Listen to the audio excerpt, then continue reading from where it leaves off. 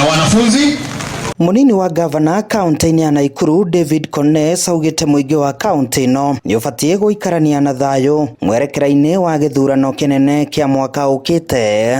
Tafadhalini tukae kama kitu kimoja, tuache maneno ya ukabila, tuishi kama marafiki, kama ndugu na dada.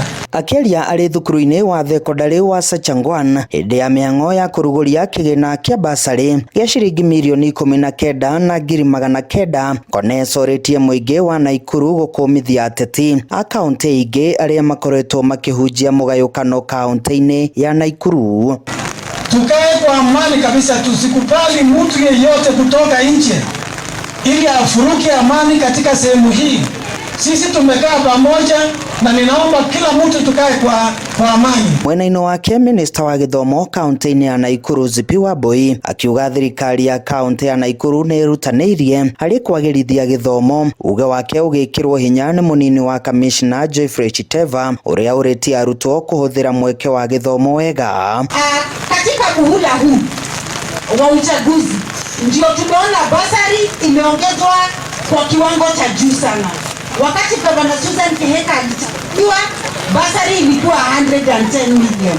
Saizi imeweza kuongezeka hadi karibu milioni 500. Ili watoto wetu waweze kusoma. Kwa mara ya kwanza tumeona almost 300,000 zikiletwa kwa shule yenu siku ya leo. Mtumie nafasi hii vyema, muwe na nidhamu shule na mtie bidii masomoni.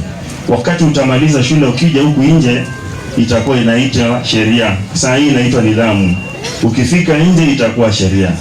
Uwe mwananchi ambaye anatii sheria wakati utakuja nje. Andũ-inĩ ha Inooro TV kuma Sachangwan, Moro kaunti-inĩ ya Naikuru, niĩ njĩtagwo Joel Kimani wa Njuguna.